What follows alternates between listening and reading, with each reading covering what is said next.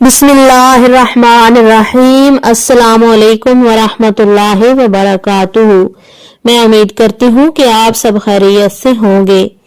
آج اس ویڈیو میں آپ کو ناپسندیدہ منگنی یا ناپسندیدہ رشتہ توڑنے کا ایک بہت ہی پاورفل وظیفہ بتایا جائے گا۔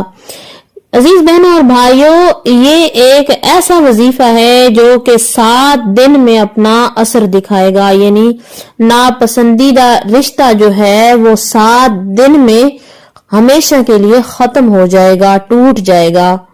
لیکن یاد رکھیں کہ یہ وظیفہ صرف اور صرف جائز مقصد کے لیے کریں۔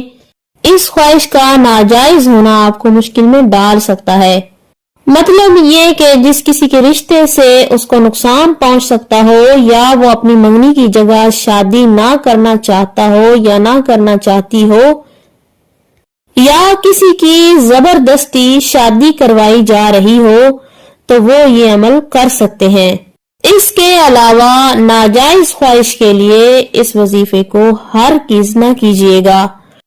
اس وظیفے کو کس طریقے سے کرنا ہے، مکمل طریقہ کار بتانے سے پہلے آپ سے گزارش ہے، اگر آپ ہمارے چینل پر پہلی مرتبہ آئے ہیں تو ہمارا یوٹیوب چینل شفائے کامل سبسکرائب کریں اور ساتھ میں لگے گھنٹی کے نشان کو پریس کریں تاکہ آئندہ آنے والی ہر نئی ویڈیو کا نوٹیفیکیشن آپ کو آسانی سے ملتا رہے۔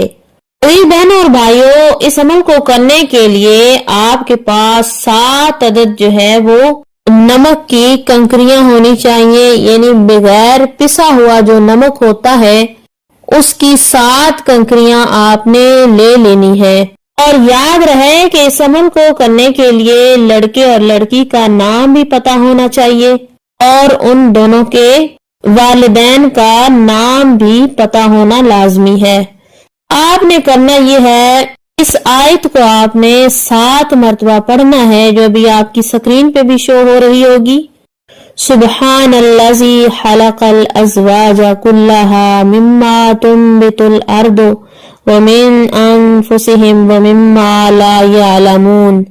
اور اس آیت کو 7 مرتبہ پڑھنے کے بعد آپ نے 1 عدد کنکری پہ دم کر دینا ہے، یعنی پھونک مار دینی ہے، اور اس کے بعد آپ نے جس سے رشتہ توڑنا ہے یا جن کا رشتہ توڑنا ہے ان کا نام لینا ہے بما ان کے والدین کے، اور تصور میں اس بات کو لانا ہے کہ ان کے درمیان جو رشتہ ہے، جو منگنی ہے، وہ ٹوٹ جائے۔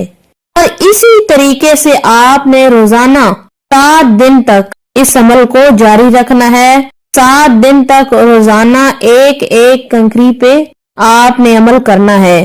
پھر 7ویں دن جب عمل مکمل ہو جائے تو آپ نے ان 7 کنکریوں کو بہتے پانی میں پھینک دینا ہے۔